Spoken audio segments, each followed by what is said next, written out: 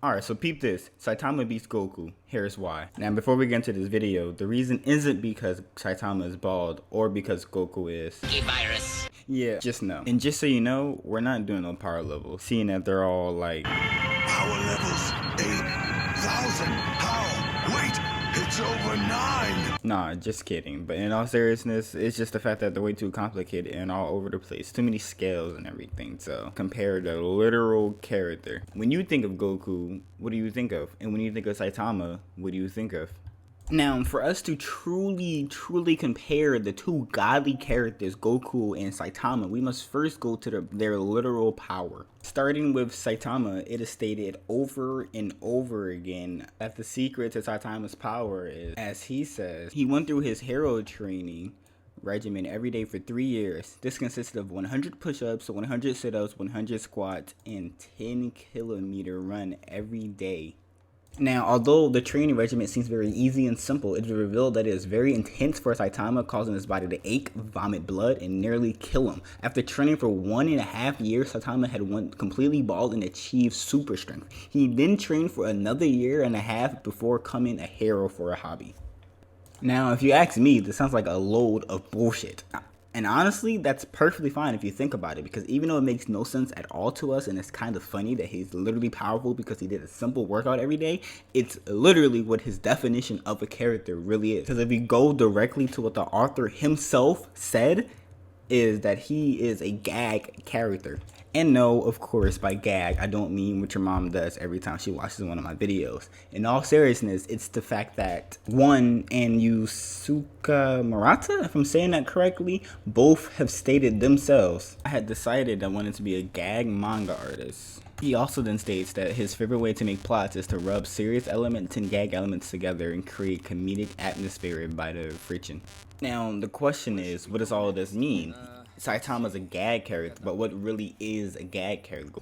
By definition, a gag character is one who is used in either common strips, not as often used, someone like an extra, or their presence usually is relying on jokes for laughs. They have no personality, no development or progress, no ambition, no goals, or anything like that specifically. So now, what do you actually learn from that? In short, the way that I see that Saitama is a gag character, literally being stated by the author himself, is that when you make an anime character or any character, fictional person, there's obviously a set power level or idea of how strong they're going to be. If they're a gag character and not supposed to be taken serious from the very beginning, that would mean that there is no limit. Their author's imagination is the limit, literally. Now the question is, why does Saitama beat Goku? Just because he's a gag character doesn't necessarily mean that he's just gonna beat him, alright? The way that I see it, there are actually a lot of reasons why Goku will lose to Saitama, and it's not just for the fact of power level alone. It's actually his personality specifically, to be honest. If we go all the way back from source of power, like we did with Saitama in the beginning, we all have a general idea of how Goku Power really is. He's a Saiyan who literally, not definition necessarily, but the way of their life is they get stronger by fighting stronger opponents, meaning that there are people that are stronger than them.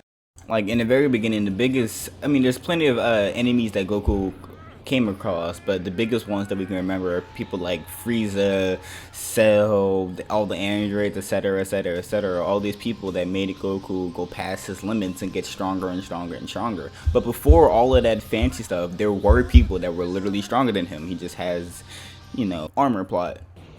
Now, the point of me even saying it isn't just to show some random clip in the back or just say that Goku has fought plenty of people. We all know that already. The point of me saying that is that's one main difference between Saitama or even the show One Punch Man and Dragon Ball and Goku, for example. Because in Dragon Ball, they give him enemies that he has to overpass.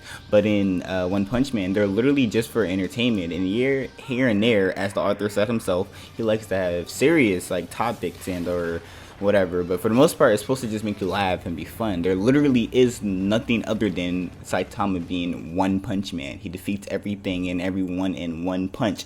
Goku has a literal journey, whatever. Now, the point of me saying that is, in Goku's example of fighting enemies and getting stronger, his literal definition as a character, or his literal idea of a character, would be he has to lose to get stronger necessarily. Like, he has to get beat up and get stronger and learn from his experiences. Saitama, on the other hand, is literally used to just beat his enemies in one punch. So if they fought, Saitama would do exactly that. Another big flaw for the reason why Goku loses in this fight isn't even just the fact that their character designs differ so much. It's also Goku's personality. See, we all know this of Goku, but he loves to fight. And fighting is more than even winning to him. He just likes to fight people, fight strong opponents. Meaning that, like, he literally won't even like win if he knew that the other person wasn't trying completely. He would literally match their fighting style, which we've seen him say himself to people like Bears, or he even wasn't even taking people like Cell serious. Seeing that, we can recall, he literally gave his son, who low-key, if you think about it, he could have lost, even though he did in the end. You know, anime just, they just read it like that or whatever, made Gohan really strong. But what if he did lose and everybody just died back when Cell was killing everybody, or trying to at least, or back when Beerus was literally going to destroy the world, Goku wasn't going 100% of his power, even in the face of like death. So it's kind of crazy that his personality would probably be the downfall of him if you really think about that. And now I must say that I personally love Dragon Ball. I've watched it as a kid growing up and everything, but I'm just gonna have to give the white flag. My man Saitama wins this fight. Now, we've discovered that Saitama beats Goku in this, and we learned that Saitama is a really super duper powerful character in the anime community. But did you know there are some anime people who can beat him? Be sure to check out my next video if you want to find out who.